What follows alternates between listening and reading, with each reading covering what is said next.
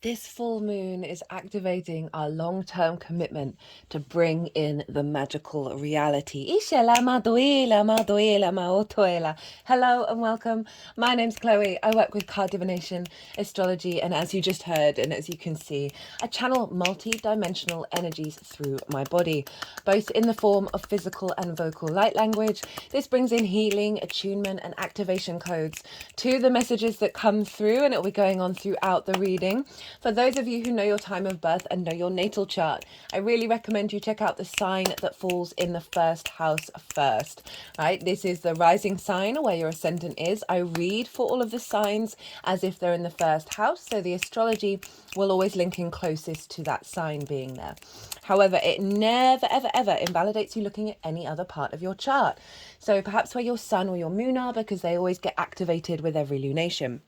Just look to whatever sign it is you're checking into, look to the house that it's in, the themes of that house, and you want to apply those themes along with all the other meaning you've got going on in that sign to the messages that come through in these readings, because it will be as if that sign has now energetically moved to the first house. So the astrology for the rising sign will still link in. You just got to add on your own natal chart meaning on top of it. Right, I am reading for Cancer in this video, so let us begin. Cancer rising. How you doing, Cancer? So I read for the rising sign. So for those of you who don't have Cancer in the first house, look to the house that it does fall in your natal chart. Look to the themes of that house, and you want to apply those themes as well as all the meaning you've got going on in the sign of Cancer to the messages that come through. It will be as if that Cancer energy, wherever it falls in your natal chart, has now energetically moved to the first house. So the astrology for the rising sign will still link in. You just got to add on your natal chart meaning on top of it. Right, so second of two Capricorn full moons that we've had in your season, Cancer. New viewers, hello, welcome. If you didn't quite catch the introduction, I channel multi-dimensional energies through my body. And this is going to come through in the vocal light language, which you're just hearing, as well as the physical light language of my hands moving. And so this is going to be going out throughout the reading, and it brings in healing, attunement, and activation codes. So I'm going to be breaking down the core influence of this moon. I'm going to break down the astrology in regards to Cancer rising. And as I do so, I'm going to be shuffling this deck, and the cards are going to go everywhere. And when the astrology is done, the energies that I channel are going to move the cards around. They're going to do some energetic work, and then they're going to put the cards into the 3 piles. And that's when I'm going to bring in the tarot into the astrology. So that's the format of this reading. The 3 piles for the tarot, I've listed them in the description box, as well as all the dates and the degrees and the decks that I use. Now, the 3 piles are, the first one is what is being released with this cycle. Full moons do mark a completion of a particular part of a journey that we've been on. And so this is what's coming up in pile 1. Pile 2 is what's being activated. So I work with 6-month cycles. So I see lunations as portals for download codes, and this is a full moon download. So everything that we've learned, we're now getting an upgrade, which we're then going to be implementing over the next 6 months that take us to the Capricorn new moon in Capricorn season. So if you're watching this after the event, you are not missing out on any of the messages that are coming through. Pile 3 is how to work with pile 2, how to amplify that energy. Now, regulars, I do apologize. I'm about to sort of repeat some common themes that I've been talking about recently.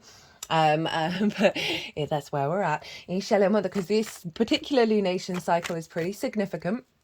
The first reason being that since Aries season last year, when we had 2 new moons in the sign of Aries, that meant that the new to full moon cycle were in conjunct one another, right? The last one happened with the Gemini new moon, followed by the Capricorn full moon. That was the first Capricorn full moon that we've had this Cancer season. And Gemini and Capricorn are what's called in conjunct one another. It's not a traditional aspect. It's dealing with 6 different energies that don't traditionally work immediately very well with one another. Itoela madoela. So this inconjunct energy helps us break out of tradition, right? So the inconjunct aspect is a straight line with a kink. So it's kind of like helping us break out of the same old paths. It's very innovative, a very maverick energy. And so it's been giving us a lot of downloads over the last year and 3 months that are helping see beyond the old frameworks, the old matrices. So you may have had over the last year or so some real big clues about a frequency of your reality that's been coming in. And then the other side of that is it's a bit discombobulating, a lot of the old energy showing up, and it's not quite integrated in a very streamlined way, right? So now this cycle that we just come into with the Cancer new moon is now coming back into the opposition. So now we've got the Cancer new moon and the Capricorn full moon. And obviously you two signs, you're opposite one another. So now we've gone back to the straight line, right? The opposition can bring up some difficulties, but overall it is about integrity, it is about commitment, and it's a straight line, so it's a fluid energy. So this cycle that we're in is now bringing streamlining and commitment to integrating of those inconjunct downloads. So that's one of the reasons why this particular lunation cycle has a bit more significance than others. The other side of it is the eclipses. So eclipses are in Aries and Libra. And so from July last year, the Cancer and Capricorn energy of our chart were activating the manifestation of the intentions of the eclipses, right? Eclipses mark big new beginnings, big endings, and they are activating a cycle. And Cancer and Capricorn, you square that energy. Squares are an aspect of Mars. They can bring up conflict, drama, and frustration, but at the same time, it's about building in the 3D realm. It's about things manifesting in the 3D. And so since July last year, the Cancer area of your chart, and for those of you who haven't seen the Cancer new moon cycle, that was the last lunation, I really do recommend it, Cancer, because you're going through a very intense 18 to 19 year cycle, right? So this isn't going to happen for another 18 to 19 years, where the South Node energy of a Libra is manifesting in your sign. And I talk about that in a lot of detail in the Cancer new moon collective reading, all 12 signs and the oracle, because just generally across the board, the people that I've spoken to, they found that the Cancer area of their chart has been a bit difficult. So I'm just flagging that up for you, for those of you who are tapping into the Cancer energy. However, that new moon marked a shift, so go check that out. The Capricorn part of our chart, and therefore the transits that go through those two signs are, and in particular with Capricorn, is activating the manifestation of the intentions of the North Node in Aries.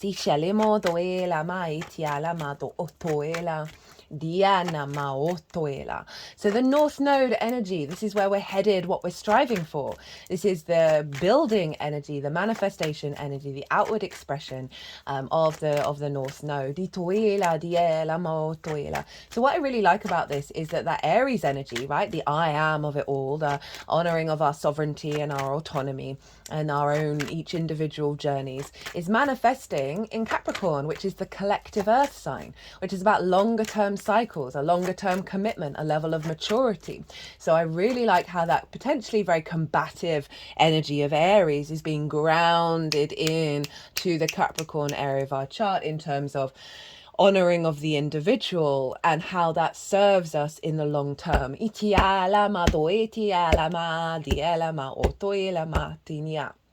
Now, where does this fall for you, Cancer? Well, Cancer rising, this is happening in your 7th house, the house of the other. And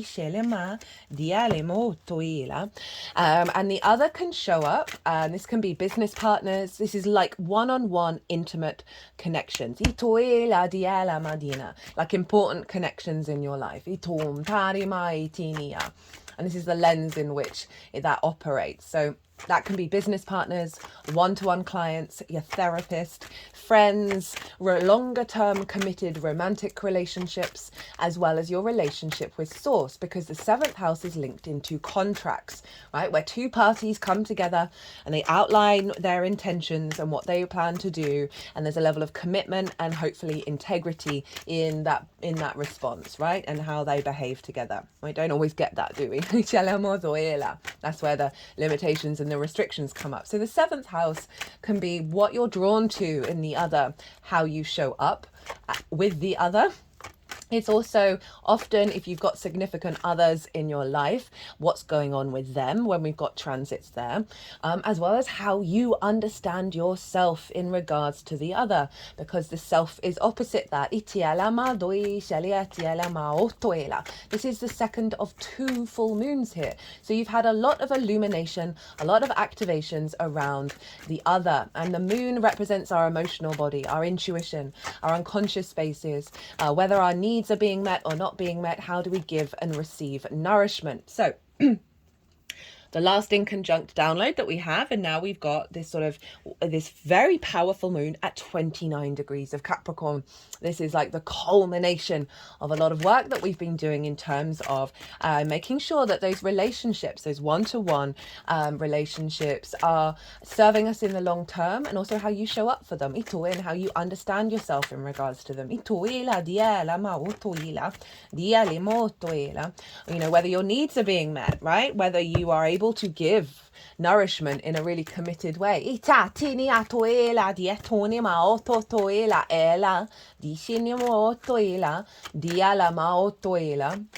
And so we're really strengthening the balance between the self and the other.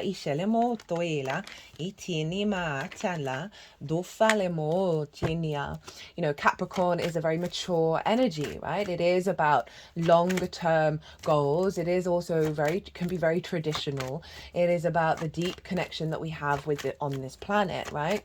It's ruled by Saturn, so there's a level of maturity, integrity, commitment, right? Keep on going. There's a level of really wanting to be in alignment in terms of your legacy with those relationships.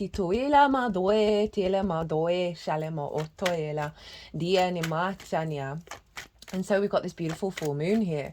And with a full moon in the 7th, you may find yourself spending time with the other. You may get clues and signs about how your relationship with the other, how the other is showing up, and what it is that you need from the other, be highlighted around this full moon. For those of you, where it can be very much linked into your relationship with Source. So really elevating of that connection and how you show up in that regard. It can also highlight triggers, right, and things that are out of balance with an opposition, right? So it can highlight where you're in harmony, right? You can get a real boost of energy around the other, right? Of a deeper understanding of that part of your chart, as well as highlighting, okay, where are their wounds? Where are their triggers? Where is there stuck energy in your energy field that the sun and the moon are now pointing at?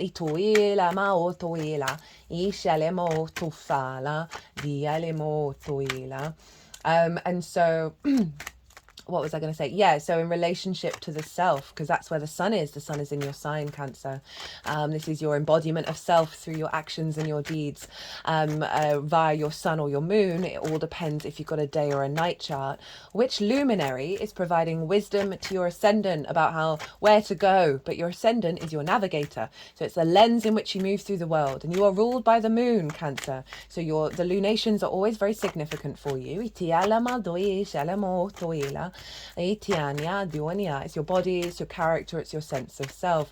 Now we had a beautiful new moon in your sign that was helping bring in a deeper level of trust and nourishment around your intuition, around your understanding of self. And now we've got a full moon at the end of Cancer, of like bringing everything together. The sun represents our vision, our clarity, our illumination. Italia, itum tishini Allah. It represents, as I said, the sun is our vision, our clarity, our animation, right? So rather like the spotlights being shone on you and how you walk your talk. And often with a full moon, we get clues of where the sun is about what this full moon's all about. And so there can really be a sense of around this full moon of your needs being met by the other, of their being able to see you clearly.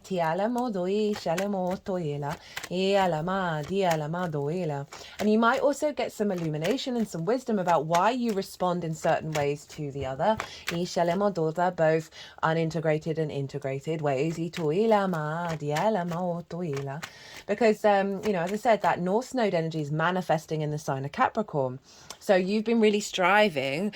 So often with that, right, lots of old paradigms come up to the surface because we're heading into new territory. So we're kind of clearing out the clutter in regards to what have we learned, where we're headed, and what do we want to do. And so there's been a focal point since July last year in that regard. I forgot to mention, I've done a collective reading. That's always the first video that goes out. That's where I get to break down the astrology in way more detail, right? Really tap into how does this energetically feel, of how all the celestial bodies are talking to each other at the exact moment of the lunation. And the more we sort of can step into that feeling, right, the more you can understand how that's showing up in your life, or how you want to work with it in your particular lifetime. I also did a collective tarot reading, and I get more philosophical and more spiritual there. I get to sort of expand on sort of like ways of navigating life in relationship to the transit. So as I said, if you want a deeper understanding, go check that out, come back and then watch how the tarot is, how this is influencing the Cancer area of your chart. As always, all of these oracle cards I pull before doing a transit, and there will be a oracle reading following the all 12 signs series. Often it's after the event because it kind of brings everything together. And as I said, I work with 6-month cycles, so you're not missing out on anything by watching it after the event. Okay, so that's the sun and the moon. Let's get into the astrology. So Pluto's over in the sign of Aquarius at 0 degrees, basically on top of this moon. So we've got a very strong Plutonian energy infusing into the intention of this moon, right? And how this moon is manifesting. Pluto in Aquarius, for me, one of the key things for us on a personal level is it's reintegrating our root id power, our magnetism, in alignment with our universal truth, right? The universal frequency within ourselves. Like the fundamentals of the universe. In terms of like perception and ideas and constructs and frequency. It's in your 8th house, right? It's retrograde at the moment, so it's drawing all of this power within ourselves, of helping us contemplate and work out any difficulties and struggles around power dynamics, around obsession and possession of kind of taboo energy, and also helping us innerly transform internally rather than the external transformation when it's more direct. When it comes to the 8th house, now what does the 8th house represent? This is the outside world's resources. This is also about the give and exchange between anything other than yourself. So this can be mortgages, loans, taxes, bonuses, commissions, inheritance, both 3D and cosmic inheritance. It's a very magical house, by the way, as well as your relationship dynamics, right? So this is the dynamic, the lens in which you operate through in terms of how you interact and exchange with anything other than yourself. So that can be on a one-to-one basis, groups, with source, with the bigger outside world. So Pluto is helping you reconfigure relationship dynamics that are more inherent to your universal truth, right? Rather than the distortions that we go through from our early years and how that unfolds. It's radically transforming your expectations, right? So often we can have a scarcity complex here. We can give too much or take too much, expect, everything to be handed us to on a plate, or thinking that we're never going to get anything that we want, right? From the exchange with the outside world. And Pluto is helping reconfigure that, right? And giving you a higher perspective in regards to that. This is also redefining and transforming your relationship dynamic with Source as well. As I said, very magical psychic house, this. And all of this is feeding into the house of the other, right? So this is influencing this moon of it's our intuition. It's what we're intuitively guided to do, and how we establish our needs and our nourishment being met is being supported by Pluto in terms of, okay, let's work from a more collaborative space, right? So Capricorn can be seen as the traditional energy linked into the ancestors, the earth, the building, almost like hierarchical systems, whereas Aquarius is the egalitarian energy, the collective energy. It's more sort of thinking towards the future. So I love that Pluto's sort of influencing the old patterns that we have and saying, we're doing things differently now. We're keeping the wisdom, we're keeping the tradition that really works and facilitates us, but we're bringing in more collaboration.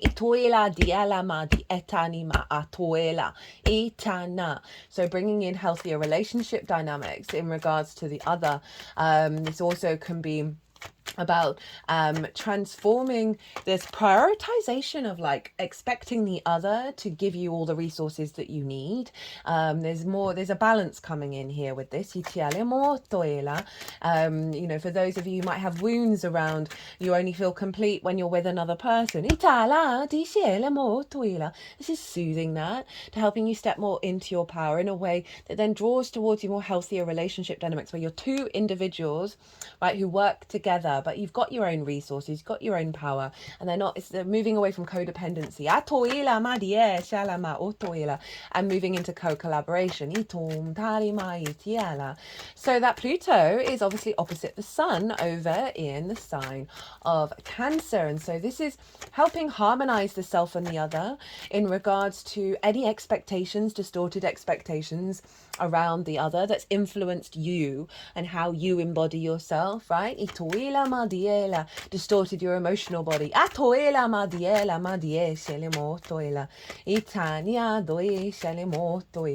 also feel like this is a very powerful energetic support coming from Source that is helping you understand the truth of yourself. So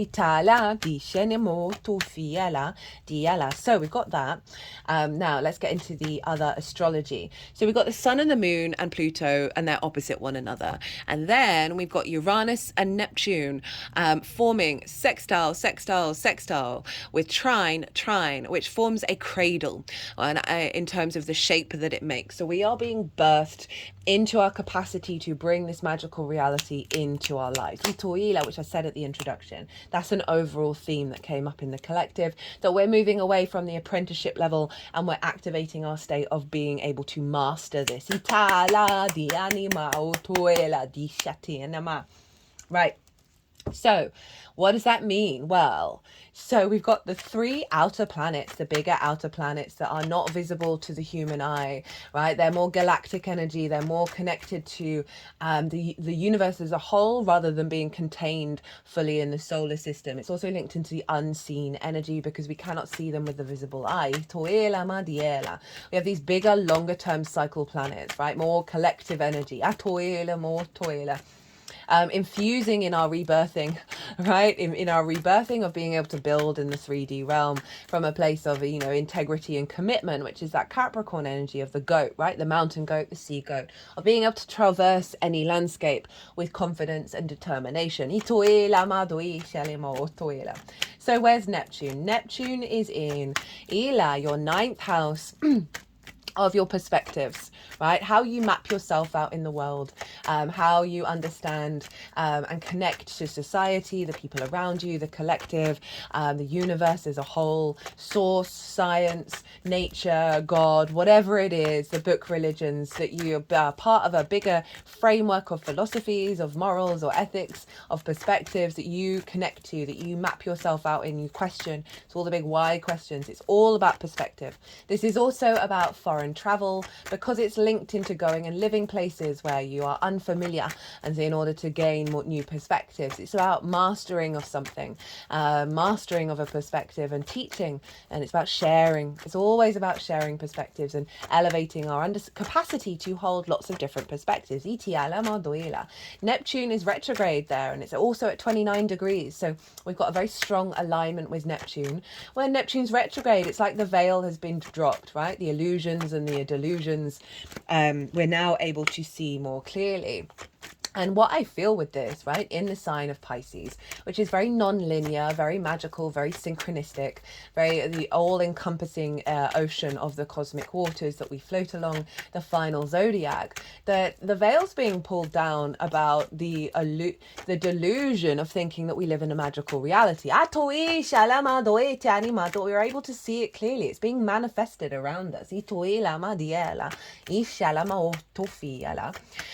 We're able to release some delusions that we've had around perspectives that we have about who you are on this planet and how we interact with it. You know, it's also kind of like allowing new realities that you're able to see clearly come in and infuse your understanding. And so this is sextiling the moon. A sextile is an aspect of Venus. Venus wants us to connect, find harmony, create, find love and value and diplomacy, right? She's the great connector. The arousals of our passions and our desires. So we have this with Neptune over in your 9th house of your perspectives, sextiling this moon. And so it's getting very creative. I can see this as you being able to share your perspectives more openly with the other.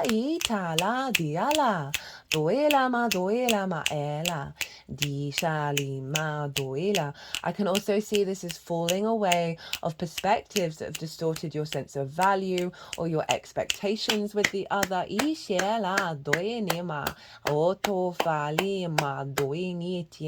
I can also see this as any limitations around being able to connect in an intimate way on a one-to-one basis. Any blockages around your capacity to do that, any perspectives that you've had from wounds or whatever it is being released. And Neptune is trine the sun over in your 1st house, right? Your embodiment of self. So you have a real capacity to embody through your actions this upgrade in your perspectives. Trine is an aspect of Jupiter. It's a soft, easy, free-flowing energy. It's very supportive. That is bringing inspiration, wisdom, a deeper knowing within yourself around those perspectives and how you embody them.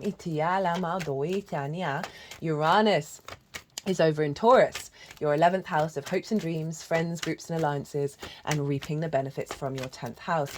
Now, we've just come out of a conjunction between Mars and Uranus in the sign of Taurus, which won't happen in your lifetime unless you are a newborn child, because I think it's 2132 or 2103 or something. Anyway, far away. This is a conjunction that happens once every 2 years. I've done a pick a card reading for that because it's big energy, right? So if you want to go check that out, there's also a Saturn retrograde pick a card.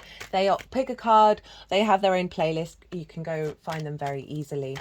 So we're still just coming off. It will be under a week since that conjunction happened, because it happened this Monday. And essentially it was helping us embody very confidently our ability to take action around our soul's path. And know when we need to shift and move and take action around the activation of that. And now we have Uranus still in Taurus around your hopes and your dreams, right? So you being able to be more confident, going your own path in that regard, confident being your individual self with friends, groups and alliances. I could also see unexpected things happen in terms of reaping the benefits from your 10th house. that is going to give you more movement, more action and momentum to facilitate your hopes and your dreams. Being seen in a very inventive way, your actions being seen by bigger groups. Strengthening your reputation.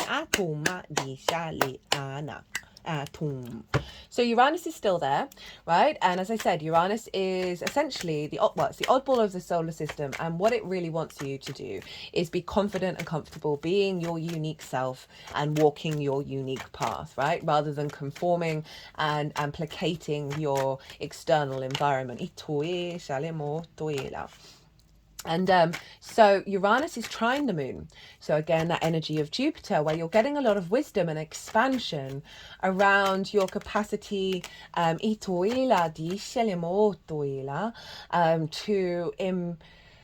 can see this with the other in terms of, what am I trying to say with this?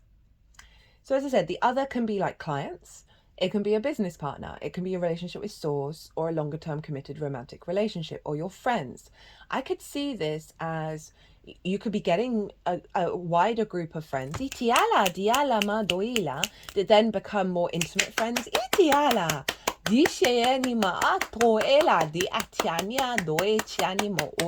there's like a free flowing energy here.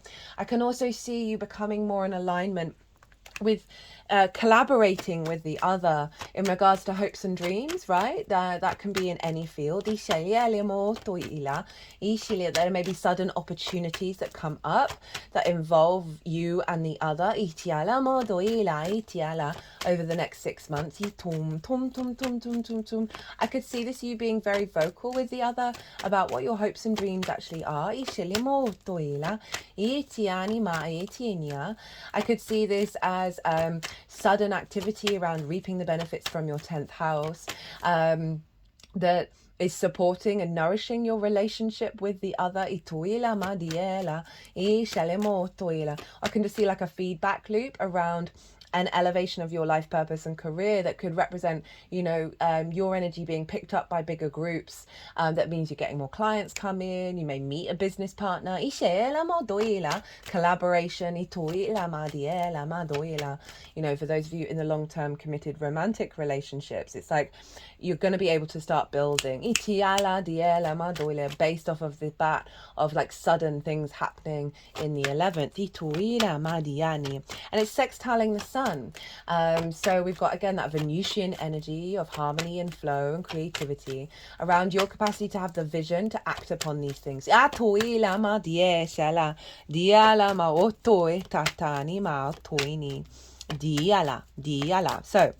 that's some of the major astrology. The other stuff that's going on that I'm not going to talk about, that I do talk about in the collective reading, is Mars has just moved into a Gemini and is trine Pluto by degree. Now, Mars is in your 12th house. So there's a lot of stuff going on behind the scenes. You're going to be able to see instinctively from your actions what trauma responses and limiting beliefs are still holding you back, as well as activating the magic of your soul. And you're going to get a lot of support around recalibrating, because the 12th house is a difficult house. It can represent grief, loss, isolation, depression, anxiety, all of that good stuff. That Mars moving through there becomes a sort of your capacity to understand where your motivations and drives come from in those unconscious spaces where we have trauma responses and limiting beliefs. It's also the magic of your soul, right?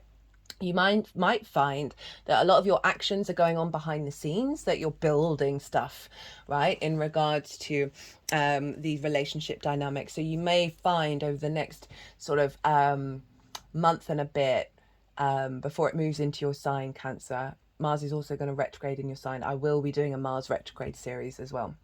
That like for the first month, this is all going on behind the scenes, right? You're figuring things out first. Mercury in the sign of Leo is exactly square Uranus by degree, and you have Leo in your second house of your skills and your tools, right? Your how you manifest and bring in regular income, your resources, the things that you value, and how you value yourself. So there's something around an act like sudden I can see your capacity to collect the information that you need to elevate your skills and your tools and your sense of value that is serving the liberation of your hope, like the activation of you really stepping into your hopes and dreams that are based on your soul's frequency. Now, Saturn rules Capricorn. Capricorn, so we want to look to where Saturn is to because Saturn is influencing what's going on with this moon, and Saturn's hanging out with Neptune over in your 9th house. And now I'm not going to go into too much detail about this because I've done a lot of Saturn transits in Pisces. So I've also done, as I said, a Saturn retrograde, so go check that out, and also check out the first series that I did in Saturn and Pisces if you're not sure what Saturn's doing in your 9th, because I break that down in a lot more detail, even though that was for the first direct transit that it made. But I break down why is it hanging out in the, what's it doing in the 9th, right? So Saturn for me overall in the sign of Pisces is making the magical reality concrete and real, right? This is where we're trusting in our capacity to build with that Capricorn energy, because Saturn's influencing from Pisces in regards to your perspective, right? So there's an alignment coming in of you being at a level of maturity around your perspectives, a level of activating perspectives that serve your long-term legacy, that are going to be influencing how you interact with the other, right? How you show up for the other, what you want from the other, how you understand yourself with the other. So this could be about a meeting of minds, right, of being on the same page, and engaging with someone in a really healthy way about sharing what your perspectives and your needs are, as well as, if we think about this on a work level, of your capacity to bring a level of authority and maturity and integrity to the perspectives that you share through the way that you work, right, on a one-to-one basis, because your perspectives influence the way that you work. There's just no getting around it. Now, Jupiter traditionally rules Pisces, so we want to look to where Jupiter is, and Jupiter's over in Gemini. Now, that's your 12th house. I cannot recommend enough watching the Jupiter Gemini transit series, especially in the 12th. You're not going to get that transit for another 12 years. It is incredibly facilitating around your mental health, your depression, any unconscious responses that have blocked your soul's magic coming out. Jupiter is really sorting you out, right? And so you can really amplify that energy by being in more awareness of what's going on there. So Jupiter in the 12th influencing Saturn in your 9th. Jupiter is expanding and giving some ease and some grace around difficulties there, as well as expanding and bringing a deeper knowing of how you operate with the magic of your soul.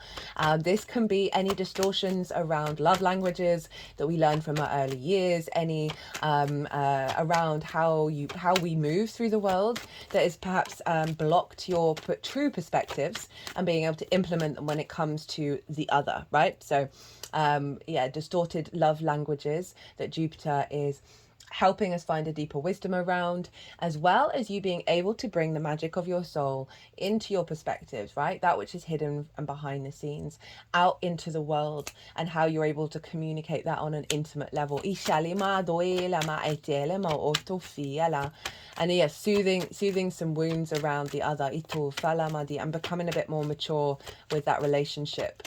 Whatever kind of relationship it is that you're resonating with. Now, Mercury rules Gemini. So what's going on with Mercury is over in your 2nd house of your values, right? And how you value yourself and your skills and your tools, right? So you've got some real activation of clarity of the information that you're collecting and processing and sharing. You may be finding yourself talking more about what you're capable of bringing to the table. It may be more about being the capacity to influence that 12th house of coming from the heart space and really being very open and joyous and joyful.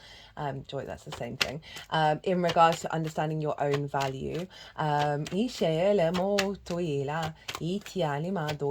helping Jupiter focus on what it needs to direct in regards to how it can facilitate that 2nd house energy.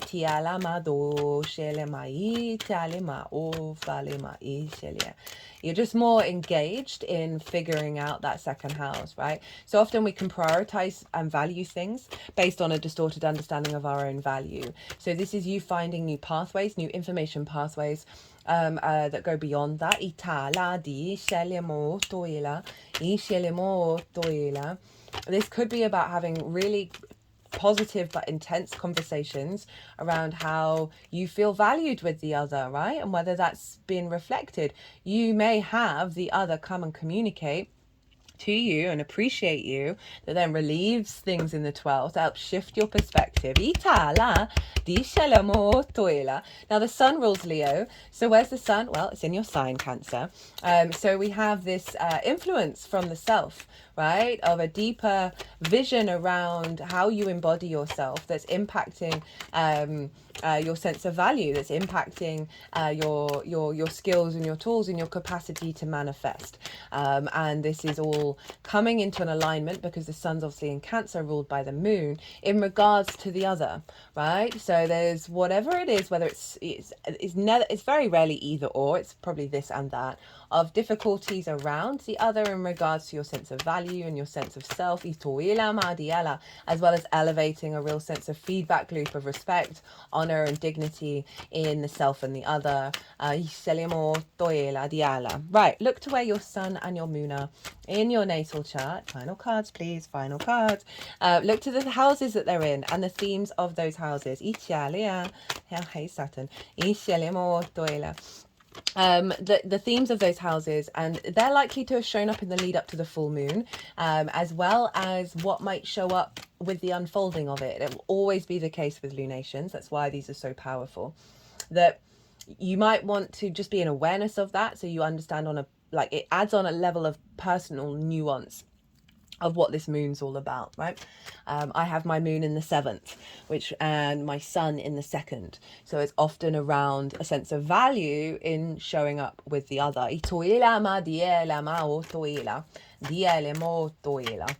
And also if you're going to do any manifestation work or intention work, you might want to just tap into your intuition and see which of those themes you want to bring into it.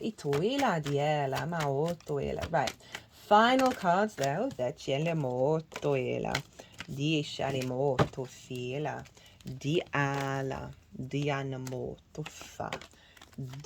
Right, okay, that's enough. 9 of Cups at the bottom of the deck. So I'm going to go consciously quiet now. The energies that I work with, they are going to move all these cards around. They are going to do some energy work. Then they are going to put these cards into the 3 piles. And that's when I'm going to bring in the astrology into the tarot. Ooh, look at all of that. I'm going to soften my mind, and I call you to do the same as well. You just had loads of information. Let it all settle in your unconscious. And then see what your intuition, the intuitive hits come up while this is going on. Okay, they're wanting this to go in pile 1 for a bit in terms of like restrictions and a sense of power dynamics, and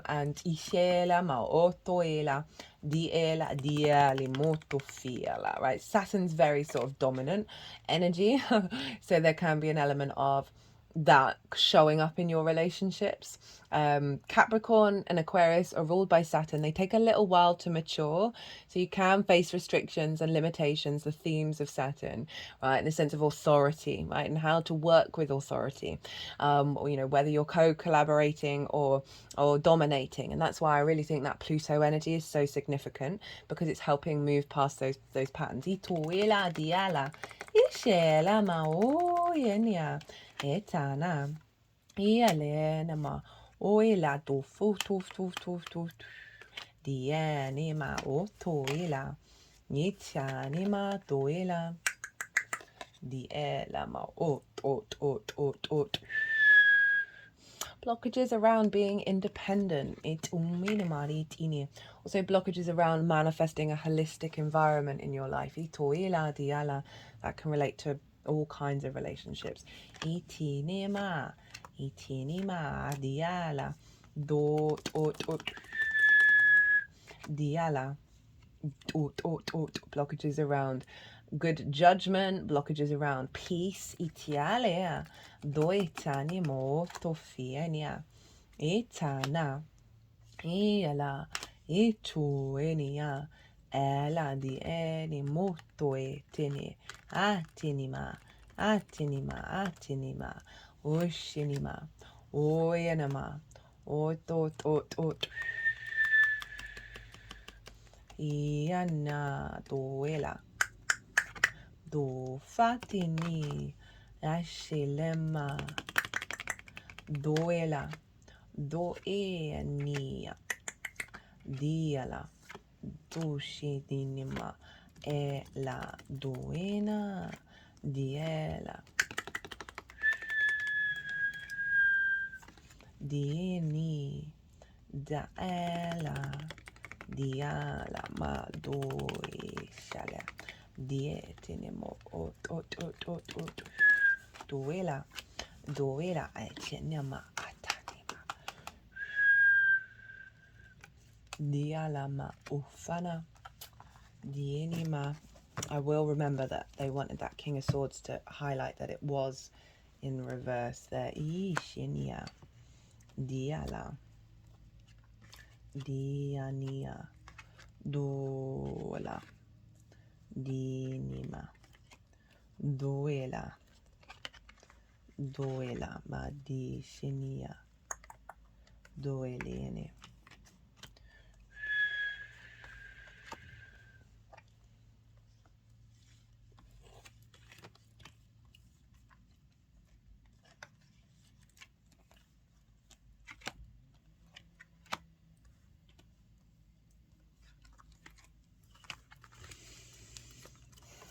Doela madia na moto fialia.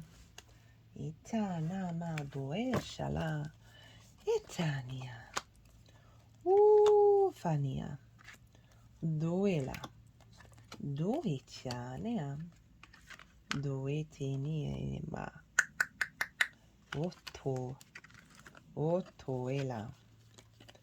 Doelitini.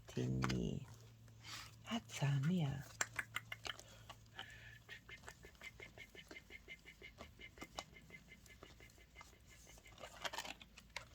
The Enima. Okay, that Three of Cups wanted to be at the bottom and at the top of that Itiana.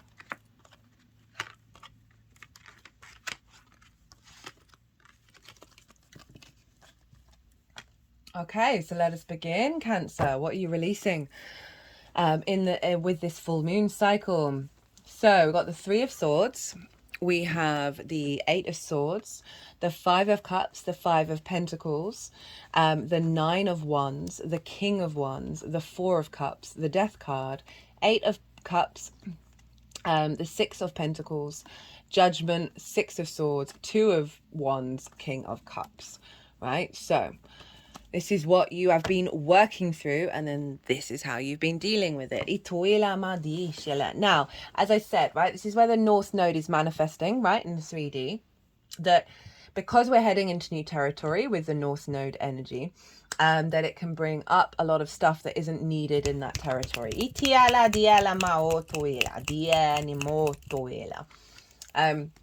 So we've got the Three of Swords. This is, this is heartbreak, right? This is words, ideas, spells, constructs, preconceptions, limitations that have distorted your heart's frequency, so you cannot, your electromagnetic field of your heart isn't in full flow, right? Full abundance. This doesn't just have to be romantic relationships. This can be anything. It simply stopped your heart from truly being able to connect. And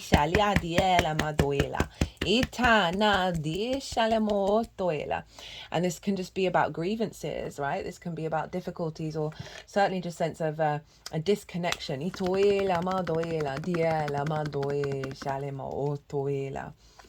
And so remember, this is being released. So these things may have shown up in your life quite loudly over the last 6 months, or you've simply had some space to realize, oh no, that's still there. That's, even if things are going well, right, there's still a part of me that's sort of attached to that. We got the Eight of Swords. This is Jupiter in Gemini. This is about acknowledging that there are certain things that have been, you may have thought are real but are not real, right? Ideas, limiting beliefs, preconceptions about the other and how the other interacts with you and how you interact with the other. Five of Cups, right? There's an element of grief, an element of loss. So for some of you, maybe reflecting on that which has come before that you no longer have. But it's also looking at the Three of Cups, which I do believe is later on in the reading. There we go. Which is flow, right? Being in union with others, right? And being celebrated and feeling abundant and feeling joyous. So it might meant that there's just been a lack of this, or a certain expectation for how that shows up. And if it's not showing up by that expectation of feeling in a space of grief, I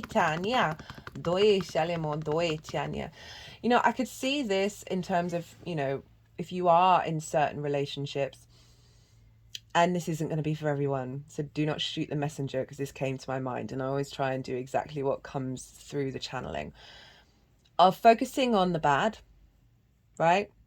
Focusing on, situations that haven't happened or not getting everything that you want, rather than focusing on the union. We can all do that, by the way, no shame. And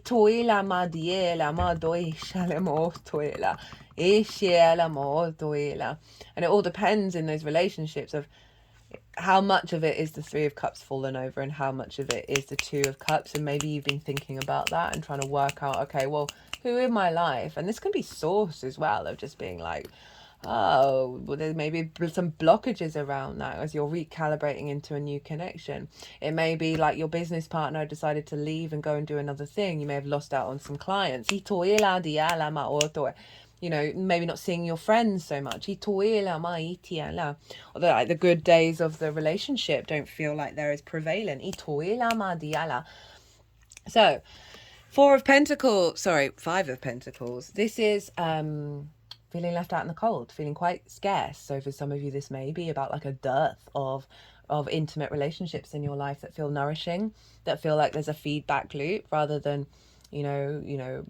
feeling quite exhausted by those things, feeling quite run down and not getting perhaps the support that you need from the other. But this also can be a reflection of how you see yourself in relationship to the other. Like you're always going to keep repeating these cycles. You're always going to repeat the scarcity, right? So maybe for some of you, this is about not having that love of your life, right? And feeling quite heartbroken by it, and all of that is just helping clear out those energies of lack. 9 of Wands, right? This is very much all by myself. I have to do everything. I'm exhausted. I'm burnt out. I'm on the defensive all the time? And that's usually come from a place that's valid, right? But how long do we hold on to it?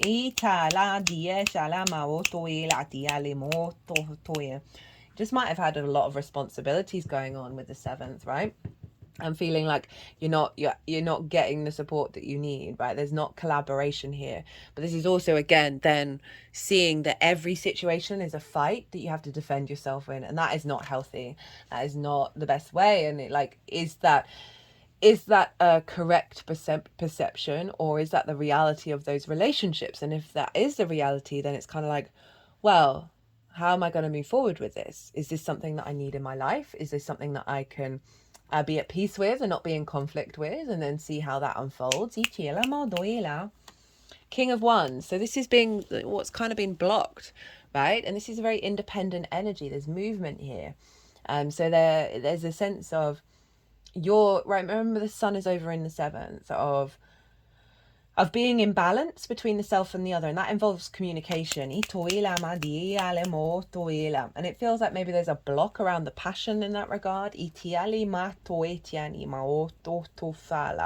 as well as the actions, the independent actions, and there being because this King of Wands is about to leap off this chair. It's very independent energy. It's very instinctive energy, that perhaps your instincts have been a bit out of whack with this change of the guard. As well as feeling like maybe there's been an imbalance in terms of respect between self and other, right? It can go either way, of not being your actions not being seen. And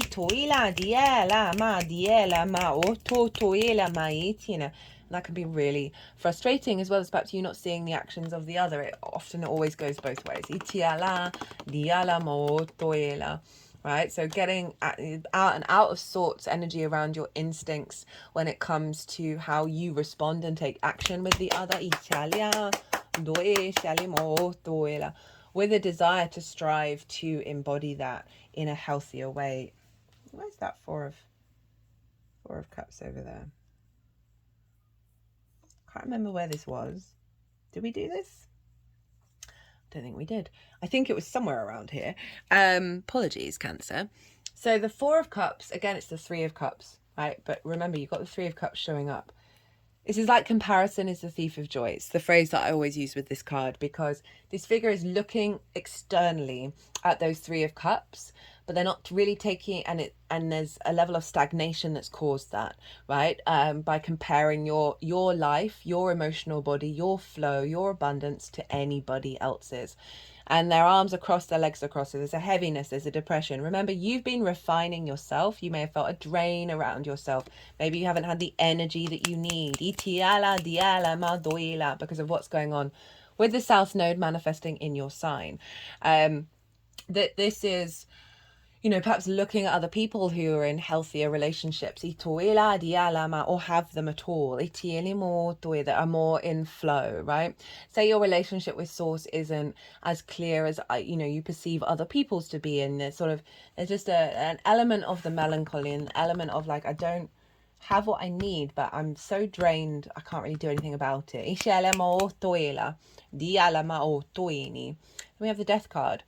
You know, this has been showing up a lot in this pile of a release of things that have had an authority over us, right? Our capacity to move away from that, and start again, right? So there's it's either going to be relationships or your perception and your engagement and how you engage with relationships and how they make you feel. That you're just like, nah, I'm kind of done with this, right? This isn't working. So things are falling away, right? So there's this element of the cycles of life, death, and rebirth, and transforming into something else. We've also got the Eight of Cups. This is Saturn in Pisces. This has also been showing up quite a lot with everybody. And this is about walking away from the unconscious responses that feel comfortable, that feel weirdly good, because we're so used to them. They are familiar to us. But in fact, they're actually negating our soul's journey. They're negating our evolution. They're blocking it. And it takes a lot of courage and a lot of determination, one, to even observe these things, let alone to walk away from them. So Saturn is helping you shift your perspectives around things. So this is Saturn and Pisces, and giving you a higher perspective about what's going on. But this is also acknowledging your decision to be like, how can anyone thrive on this energy, right? They're all completely understandable for various wounds and pains and whatever it is that we've gone through in our lives. They make a total lot of sense, and it's not about denying those emotions, but realizing, okay, do I want to be stuck here? Do I want to be stuck here? We've got the Six of Pentacles. So this is saying there's a rebalancing away from this idea of scarcity. So at some point throughout this journey, there may be a situation, there may be just a shift in your energetic field, or an opportunity that's come in that's helped you step out of that Five of Pentacles, of feeling like you're not supported, right? So you may have had some clues and some signs about how this is unfolding, and it's just sort of grounded you a bit more, and helped you come back into balance. Because then we have the Judgment card. This is Pluto, right? This is a sense of ascension and resurrection, of your frequency around the other. These are the dead, right? These can represent old versions of ourselves as well as the ancestors. And so they are now the color gray. So they're releasing grievances, they're releasing wounds, they're seeing the wisdom in things, and they're evolving, and they're elevating and ascending. And so your judgment around all of this has shifted gear. And so often, you know, what we think is to do with us is in fact to do with our ancestors, our past lives, and I mean, it's to do with us as well. That we hold on to a lot of baggage. And so that Judgment card is always kind of like a release of a lot of the baggage. It's pulling down some layers with that. We've got the Six of Swords, which is about understanding that you're taking these perspectives into a landscape, a calmer landscape, but this is a limbo phase, right? Moving from the choppy waters to the calmer land. And so you're moving away from survival to thriving, because you've had to whittle down what core perceptions and ideas and constructs to hold within yourself that are going to serve you to thrive in the new landscape. right? And then we've got the Two of Wands. This is about, you're now getting the lay of the new land, right? We're not quite integrated yet. We're absorbing it. We're aware of it. And this is long-term manifestation. It can be a bit restless because you may feel a bit of frustration if things aren't still quite getting there. But trust and believe that they will. The final card is the King of Cups. This is a heightened level of emotional control. This showed up for nearly everyone in the Cancer New Moon transit series. This is about acknowledging that existing is being, the key to existence is to be in the eye of the storm, right? Because there's always going to be a storm. There's always change. There's always conflict. And it depends on your perspective on whether that's positive or negative. The King of Cups is very in their emotional power, right? They are not bothered by the chaos around them. They are able to take action with the power of their emotions, their intuition, their love, right? It's a very loving energy. And so this is showing up of like your journey through this has helped you get to the King of Cups. And this particular cycle is being released. So what's being downloaded? Don't know why I decided to go into song there. I do apologise. Just going to pause. I can feel a tickle coming up. And by tickle, I mean a tickle in my throat. Every time I say that, I'm like, are people just imagining that some imaginary spirit is about to tickle me? So the High Priestess, the World, the King of Swords, who was here, I remember that now, the Knight of Wands, the Empress, the Eight of Wands, the Ace of Wands, the Ace of Cups, love this for the 7th, 5 of Wands in reverse, 2 of Pentacles in reverse, with that 3 of Cups that you've been a bit sad about. I don't mean to disrespect you in that way. Right, the High Priestess. This is the Moon's card.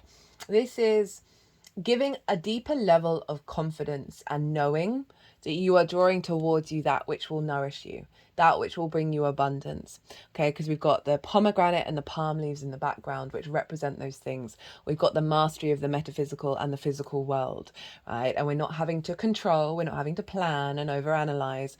There's a deeper knowing within you, in your intuition, right? That is going to mean that you are simply, you don't have to worry about what's coming towards you, because what's coming towards you is going to facilitate your needs and your nourishment, as well as a feedback loop, right? So it's also heightening your intuition. So really being very aware of the other, right? And what the other represents for you and how to work with the other on a very intuitive basis. So in terms of like clients as well as romantic, all the relationships in the 7th, there's just a heightened connection to your intuition of how you work with them, right? There's more of a flow state. The world. Know thyself and the world will open up to you. This is Saturn. So this moon is bringing in a download code that is helping you be more confident and comfortable being yourself. So often with the process to get to the world, we need to set up boundaries.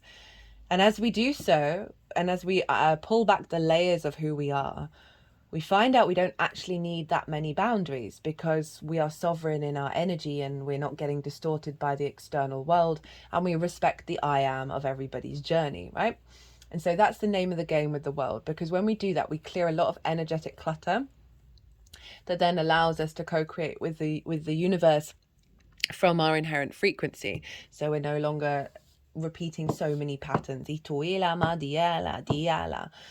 a level of completion and maturity here that's showing up in your relationships. But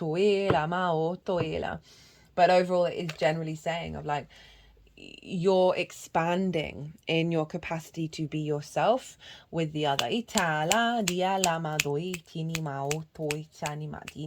For some of you, this may be about a sudden opportunity to go travel the world with a significant other. With Saturn in the 9th, Jupiter in the 11th. This could seem to be clients from all over the world. But overall, a really, one, a level of maturity, and 2, a level of confidence being yourself. So we had that King of Swords who wanted to be in reverse over here. And this is about not seeing things clearly, not being able to act with clarity, with divine inspiration, right? But overall, it's about not seeing reality clearly, and your inability to act on that clarity. I think I just repeated myself twice. I do apologize. But now it's in the upright here. This is Aquarius energy. So that can also represent like a blockage around healthy relationship dynamics, whether you or the other or both, as well as perhaps not getting the resources that you need on a spiritual, emotional and physical level. And now that's coming up in the upright. And so this is a reflection on your capacity to take action with this healthier perspective that's coming in.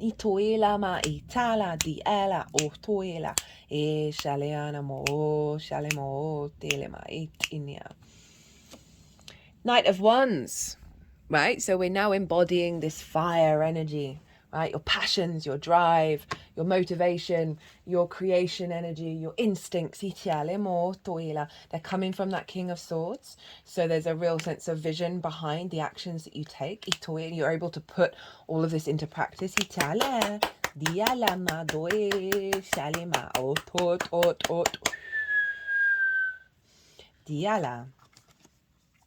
The Empress. How lovely. This is Venus, right? So this is seeing the landscape of the other being more fertile, right? Feeling good in the 3D world, a sense of love and connection.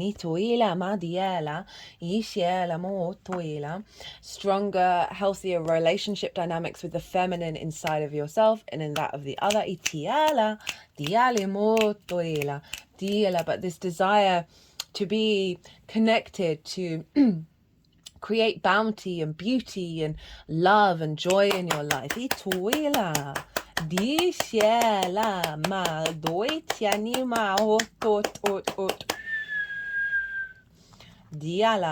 terms of hopes and dreams, right? So the Empress is traditionally pregnant, right? So for some of you, that may be about an activation of a cycle if you're with somebody, and that's something you hope and dream about, of being able to, start that process up. 8 of Wands, alignment, right? They're all headed in the same direction. So there is a real sense of movement here, of alignment that is in alignment with both of your spirits, your soul energy, right? Because fire is linked into our soul. That spark of spirit, right? And these are in alignment. So rather than the discordian energy that you may have been facing, things are more flowing instinctively. Ace of Wands. Right, this is quite a passionate card, as you can probably guess, given the symbology of it. Phallic in nature, let's be real.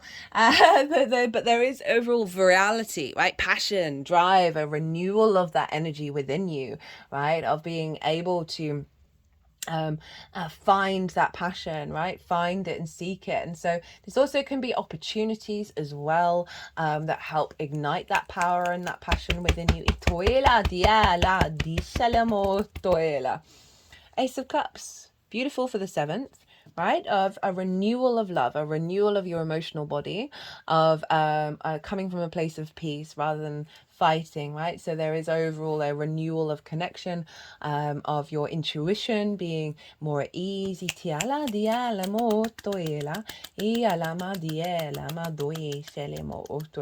just overall a lot more energy that you've got now with the 7th.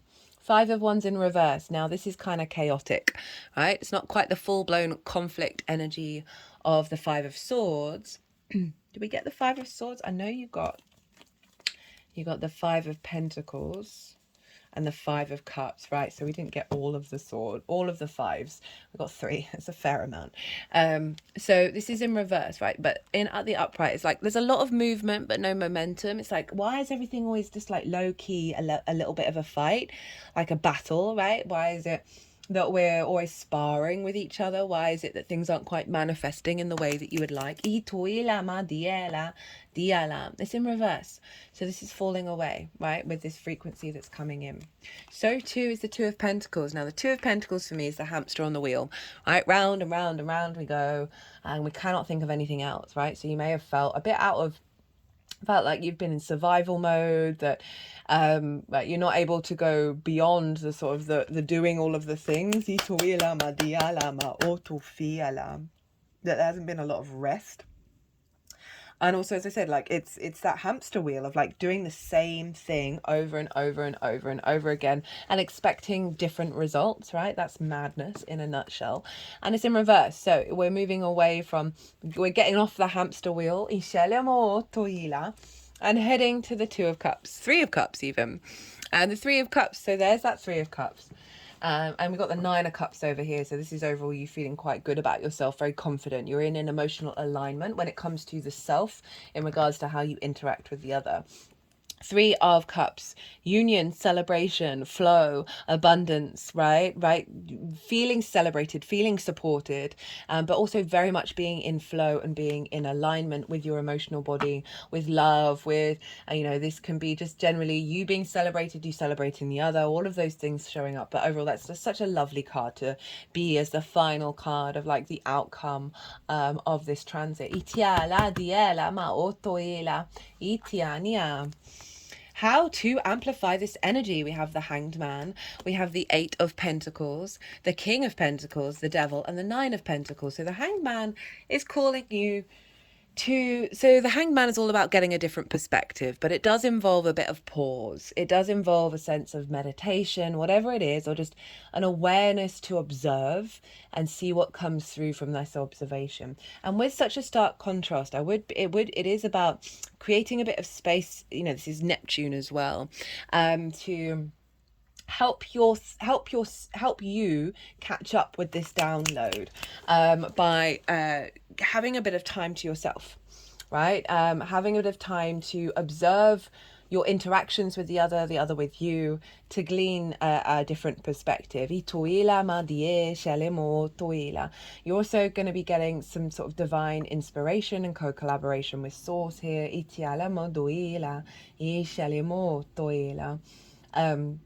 And this could be about, sitting down and having conversations with the other in regards to your perspectives. I talked about that. Of like also being really open to other perspectives. Because remember, we are breaking out of conformity and tradition here, right? And Capricorn's very much about that. So it can be a bit of a difficulty to sort of bring that into being. And so this is really saying, give yourself some space to contemplate different perspectives, right? Be open to the fact you don't necessarily have to agree on everything together. As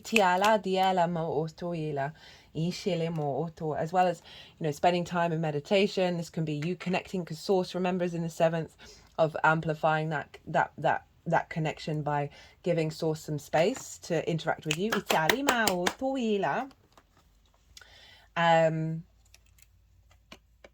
Just had the thought of therapy, of seeking counsel, right? To talk things through. That may be just for some of you. Eight of Pentacles. This is Whistle While You Work. This is the kind of heading towards mastery card, right? It showed up in the collective reading. Of where we're headed, what we're into gaining. So this is about the refinement of this frequency. This is saying you got to put the practice in on a day-to-day basis, right? And try and find the joy in it and try and find the love in it. That, this download comes in, but it's up to us to whether we implement it or not.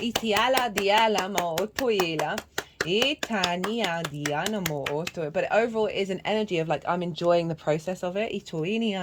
King of Pentacles, acting from a place of abundance. They like that one. So it's like building from an abundant place with the other.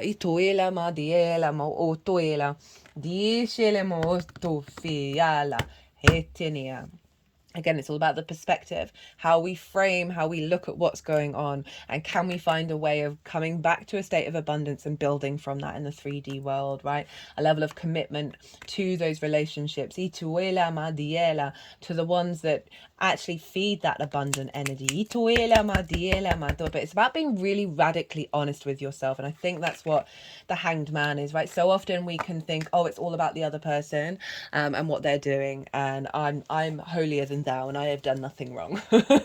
That's never the case. Right, it's really the observational state. The Devil card, right? So that wanted to be here in terms of certain, Pluto's moving back into this sign, by the way, at the beginning of September. So you're going to have a final little boost from Pluto to help amplify this. And so this is things that have had a hold over you in the material plane that are very restrictive to your soul's experience. So that's what I feel like is coming up here. This also might be addictive processes that we have in regards to the other. But being here, this is about the power, right, of your power to create, right, your power to build and keep going, and the strength that you have within you when you commit to that fertility energy, right? Because this used to be used to be the masculine fertility capacity for us to take action and build in the 3D realm. So it's sort of doubling down on that King of Pentacles of how to amplify this is really being an awareness of the balance of power with the other and facilitating that rather than trying to dominate, right? It's the opposite of that. It's how I'm feeling with this one, as well as being mindful of those tendencies to pop up and being an observation of them, right? Nine of Pentacles. So this is very independent energy. This figure knows what they need to do in order to bring about an holistic lifestyle, right? This is happy work, happy home, happy friends, happy all the things, but they are able to say no. They're able to say, no, I'm prioritizing this right now in order to build. So there's something around your capacity to prioritize, making sure, right, that every area of your life is coming together. And that, again, it's kind of like that King of Pentacles of your actions with the intention of bringing abundance into your life. Right, I'm going to get you an oracle card. I just feel like one more. These are from the Shaman's Dream Oracle. All of those decks are in the description box. Speaking of oracle cards, forgot to mention at the beginning of the video, I always pull these oracle cards before every transit. There will be a separate oracle reading that will come after I finish the All 12 Sign series. It'll probably be after the event. What else does Cancer need to know?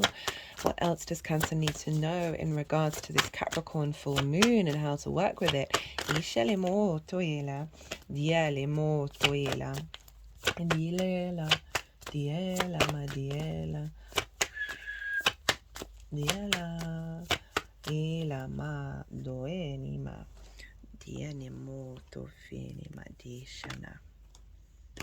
Okay, so we have Joyful Muse and Drifter, experiencing life as it comes. So they're wanting Drifter first.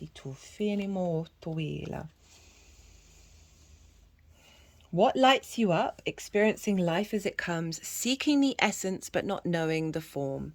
The Drifter invites you to step out of your to-do list and your ordinary routine to feel the breeze against your skin, calling you to follow the wind and explore life's opportunities. When the Drifter appears, it's a sign that it's time to cut the mooring lines holding you to the dock.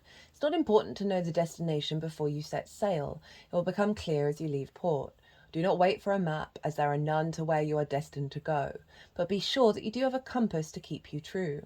Yours is a pure love and your intention to be free, even of your own beliefs and preconceptions. Few appreciate the energy of the Drifter. Here you might not seem to be doing anything worthwhile or meeting someone else's expectations, but you are the only one who understands that others are running full out on the hamster wheel, shut up, and getting nowhere. Your laziness is an unappreciated virtue.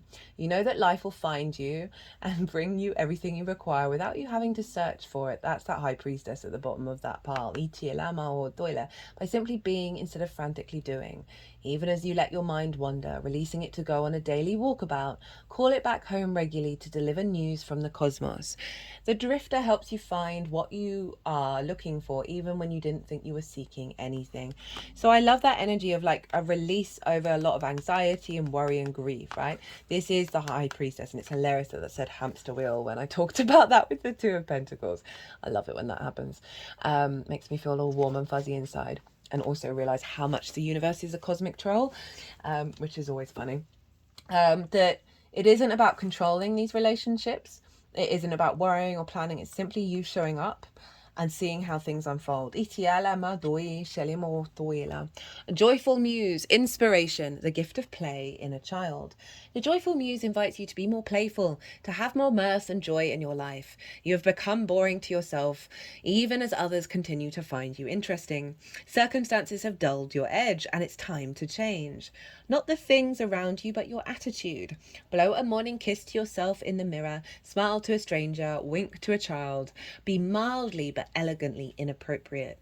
The joyful muse is a source of inspiration, a wild and disruptive feminine force that compels you to invite more pleasure and delight into your life.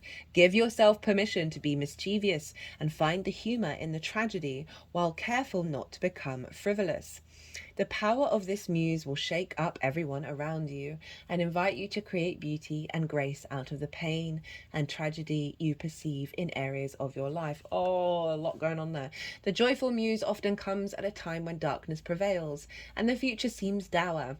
Embrace her gifts, being playful without being silly. Invite the child inside you to come out for a play date, and he or she will help you to return to your innate innocence, the place of never been there, never done that, even if it's the same routine you wake up to every morning. I love that message. That's beautiful. That's a lovely sort of summary of everything that's already come through. So, Cancer, I'm going to leave it at that. I hope you enjoyed this reading. I hope it resonated. If it resonated, or if you just like the tarot and the astrology, it would bring me great joy and obviously help the algorithm. If you hit that like button, leave me a message. I would love to hear from you. But if you want a personal reading, my website is in the description box, and my email address is on the website as well as on the community page. I also have... my website's also on the community page. I also have an Instagram account where you can DM me directly as well as email me directly. You don't have to book through the website. You can book through me directly as well. I often prefer that. What else was I going to say? Yeah, it can be about this or anything else. I love my Virgo sun loves to tailor to the client. Other than that, Cancer, be good to yourselves, be good to those around you. Safe travels and be well until we meet again.